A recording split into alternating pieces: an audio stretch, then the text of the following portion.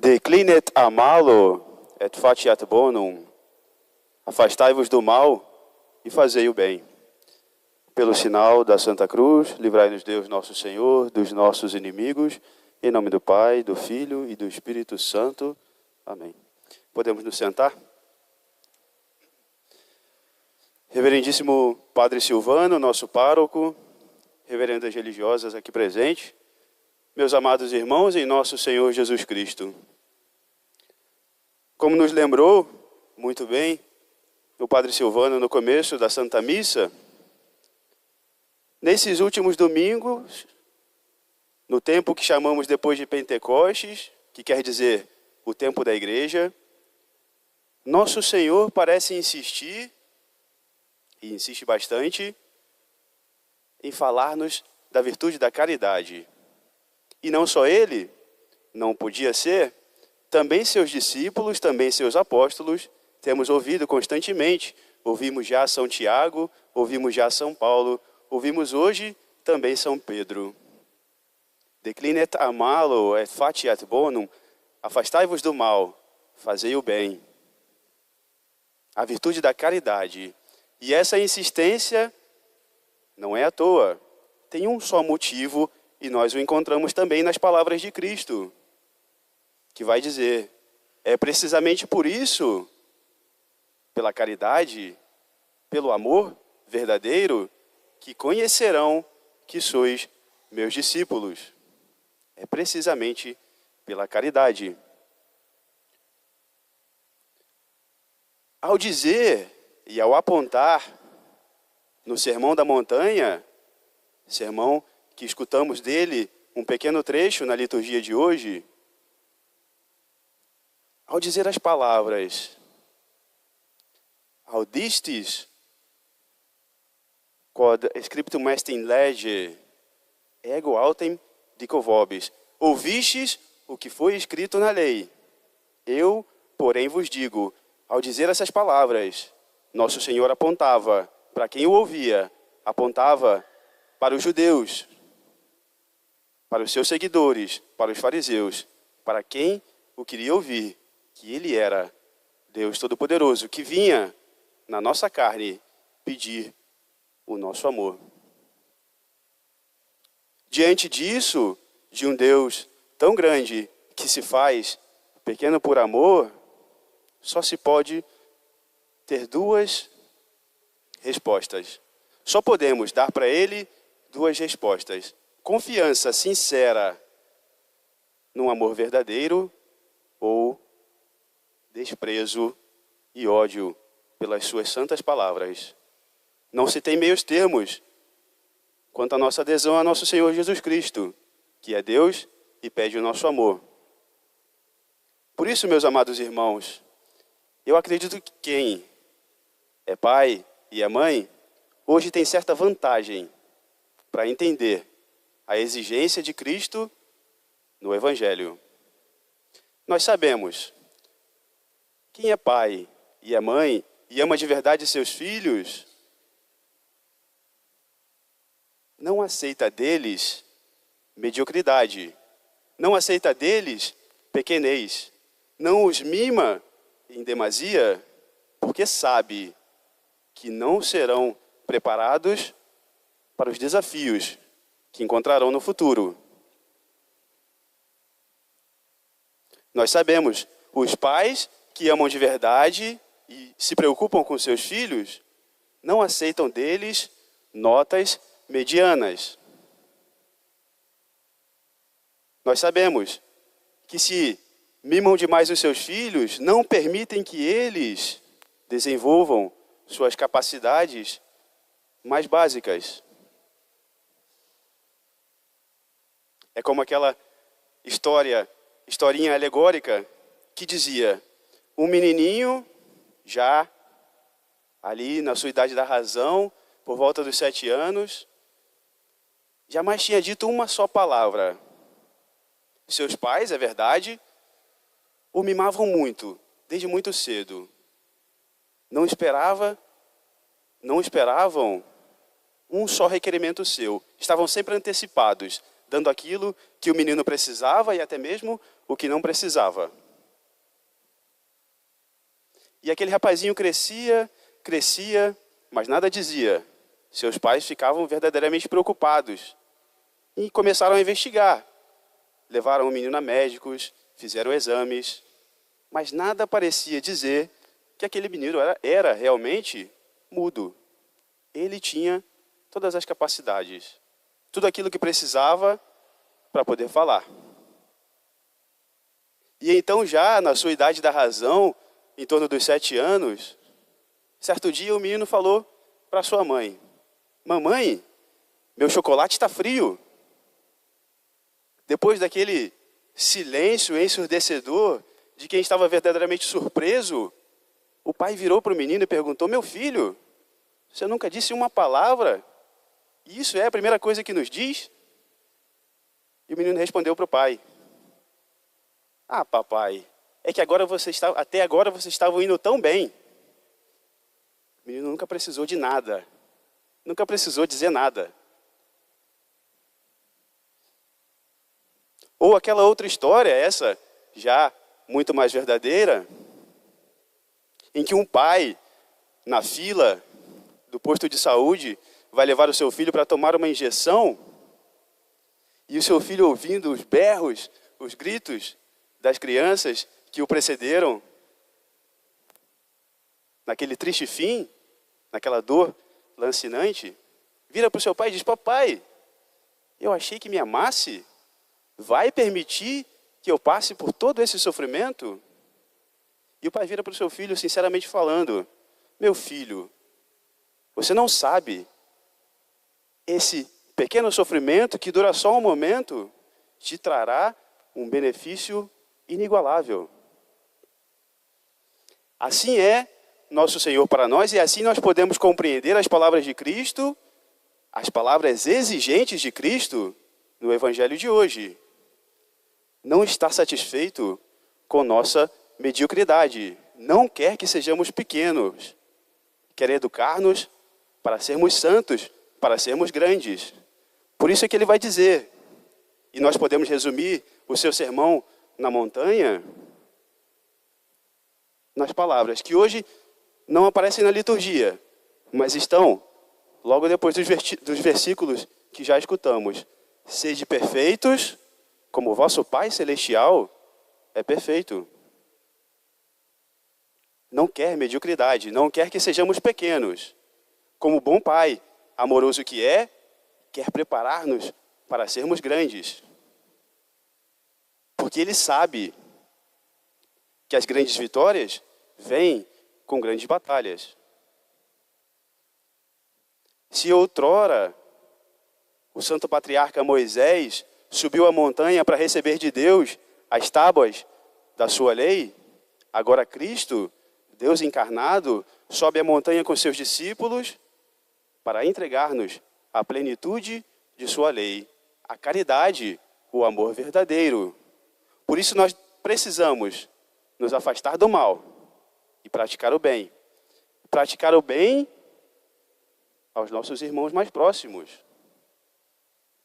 Praticar o bem não é só, a caridade não é só darmos esmola, é amar a quem mais precisa. A maior pobreza do nosso tempo, dizia a grande santa de Calcutá, é a falta de amor. Isso deve incomodar-nos muito. A maior pobreza do nosso tempo é a falta de amor. Confiança nas palavras de Cristo. Por isso ele vai dizer, ele vai ser extremamente exigente conosco. Se ouvistes na lei, não matar, não furtar, eu, porém, vos digo, aquele que se ira contra o seu irmão, já cometeu pecado e é réu da condenação eterna. São duras as palavras de Cristo, são exigentes as palavras de Cristo. É a exigência de um amor que está pronto a morrer na cruz por nós.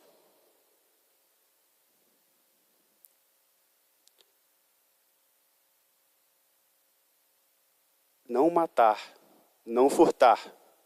E ainda uns versículos mais à frente, Cristo também vai dizer: ouvistes na lei, não cometerás adultério. Eu, porém, vos digo e insisto, vou ainda mais. Aquele que olhar com cobiça para a mulher alheia, para o marido alheio, também é réu da condenação eterna. E aí nós podemos pensar, meus irmãos, e isso deve encher-nos de confusão. Podemos pensar muitas vezes: eu nunca matei ninguém, sou uma pessoa boa, nunca roubei ninguém, nunca traí minha esposa, nunca traí meu esposo. Cristo não quer mediocridade, quer ainda mais. Quer que sejamos fiéis, não só nos nossos corpos, quer que sejamos fiéis na nossa alma. Ouvistes o que foi dito na lei, eu, porém, vos digo: quem se irar contra seu irmão, quem olhar com maldade para a mulher ou para o esposo alheio, já cometeu pecado. São Gregório de Nissa, um grande padre da igreja, grande teólogo, grande filósofo também, costumava dizer e ver o homem como uma espécie de resumo de toda a obra da criação. Ele chamava de microcosmo. O cosmo é tudo aquilo que há e existe porque foi criado por Deus. Sejam as realidades visíveis, aquilo que podemos tocar e podemos sentir, sejam aquelas coisas inanimadas, os minerais, sejam as coisas animadas, os vegetais, os animais, mas também as realidades invisíveis, aquilo que não podemos tocar. Os anjos, por exemplo, porque são por espírito, não tem matéria. Mas o resumo de toda a criação de Deus está condensado no homem. O homem é capaz das atividades mais elevadas, daquilo que é próprio do anjo. É capaz de pensar, é capaz de amar. Atividades puramente espirituais. Mas o homem também, dotado de matéria, pode sentir na sua carne. Pode aproveitar de comida e bebida. Pode aproveitar também da santa comunhão matrimonial. Tudo isso coisas boas. Tudo isso são a glória do homem. É o microcosmo. É como foi criado por Deus. É a sua especificidade. Dotado de corpo e alma. Um resumo da criação de Deus. Tem aquilo que é dos anjos, tem aquilo que é dos animais. Mas nós sabemos, depois do pecado original, essas duas realidades entraram em conflito. Às vezes a nossa matéria luta contra o nosso espírito, às vezes o nosso espírito luta contra a nossa matéria. E por isso, como um Pai bondoso, Cristo veio exigir de nós que sejamos grandes nessa luta. Porque Ele sabe, e isso Deus Todo-Poderoso expressou pela boca do salmista dizendo: um abismo chama outro abismo. Abissus, abissum invocat. Aquilo que é pecaminoso não passa só pela matéria, mas vem do íntimo, do mais profundo de nossas almas, caídas pelo pecado. Por isso, se ouviste dizer na lei, não matar, não cometerás adultério, ele agora vem dizer para nós: se vos irardes contra os vossos irmãos, se tiverdes um olhar de maldade para qualquer pessoa, já estareis matando a vida divina em vós e não estareis preparados para as lutas e para receber o grande prêmio que tem preparado para nós. Por isso, meus amados irmãos, São Pedro insiste conosco: declinet a malo et faciat bonum. Afastai-vos daquilo que é mal, fazei o bem. Se nós amamos a Deus sobre todas as coisas e ao próximo, como Ele nos pede que amemos, estaremos sempre prontos a perdoar. Seremos mansos e humildes como o seu sacratíssimo coração. No Sermão da Montanha, mais uma vez, o Senhor vem inverter toda a lógica mundana. Ele vai dizer para nós: bem-aventurados os que sofrem, porque serão consolados. Bem-aventurados os misericordiosos, porque alcançarão misericórdia. É Cristo que vem pedir de nós perfeição, para que nós sejamos capazes de receber o prêmio que tem preparado para nós. Nós podemos imaginar nisso tudo, nesse grande conflito, na história do patriarca e rei Davi. Davi cedeu aos seus desejos mais baixos, porque começou o seu pecado com um olhar maldoso. Davi era rei de Israel e foi ungido a pedido do próprio Deus, rei de Israel. Podia ter como sua esposa qualquer mulher do seu reino, podia escolher para si qualquer jovem, a mais bela que fosse. Mas porque começou a dar vazão aos seus olhares impuros, desejou uma mulher que era casada, não era sua. E aí um abismo puxou outro abismo. Davi matou o marido daquela mulher. Meus amados irmãos, tenhamos em mente, Deus nosso Senhor é um Pai bondoso. Ele nos ensina na oração do Pai Nosso, Cristo nos ensina na oração do Pai Nosso a chamar Deus de Pai. E pela boca do santo profeta Isaías vai dizer: ainda que uma mãe esquecesse o filho de suas entranhas, eu não vos esqueceria. Ele exige de nós santidade. Não está satisfeito com mediocridades, assim como nossos próprios pais. E aí as palavras de Cristo no Evangelho de hoje vão dizer para nós, e vão ser como um raio-x, que vai apontar para nós a necessidade de uma cirurgia de emergência, um transplante. Não uma cirurgia plástica, não uma recalchutada no nosso coração, mas um transplante imediato. E é assim que ele vai dizer também, colocando o arrependimento no mais íntimo do coração de Davi, que no Salmo de 50 vai pedir e vai implorar a Deus: criai em mim, Senhor, um coração puro e renovai-me o espírito de firmeza. Cristo quer dar-nos um coração novo e o oferece todas as vezes nos sacramentos que deixou para nós, na figura do sacerdote, que tem seu peito aberto para receber-nos, a tomar-nos pela mão, levantar-nos e ensinar-nos a caminhar, sem que pequemos mais. Não podemos ser medíocres, meus amados irmãos. Não podemos entender a exigência de Cristo como algo fora de contexto, como algo muito além das nossas forças. Cristo é Deus, nosso Senhor, é como um Pai bondoso, que quer o melhor de nós.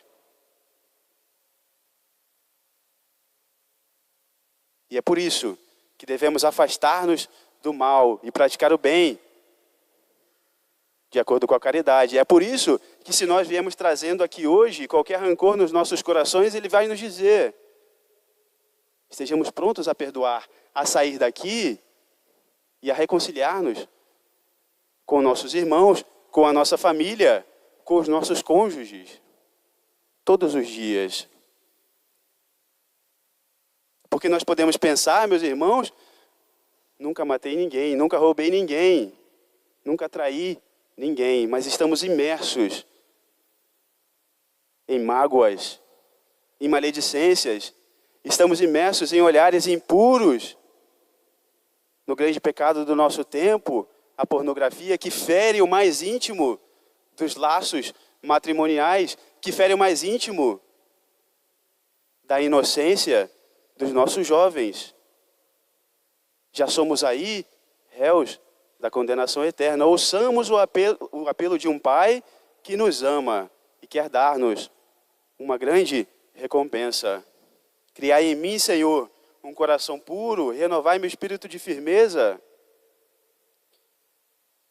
E assim são as palavras do final da Epístola de São Pedro que ouvimos ainda há pouco. Guardai a Cristo Senhor nos vossos corações. E as palavras de Cristo, mais uma vez, no Sermão da Montanha. Alegrai-vos e exultai nos vossos sofrimentos, porque grande será a vossa recompensa no céu. Peçamos à Santíssima Virgem Maria, a Virgem fiel, espelho de justiça, a Virgem humilíssima, a Virgem puríssima, que ela nos ensine a ir além daquilo que está na lei, a praticarmos a lei da caridade como Cristo nos ensina e pede de nós.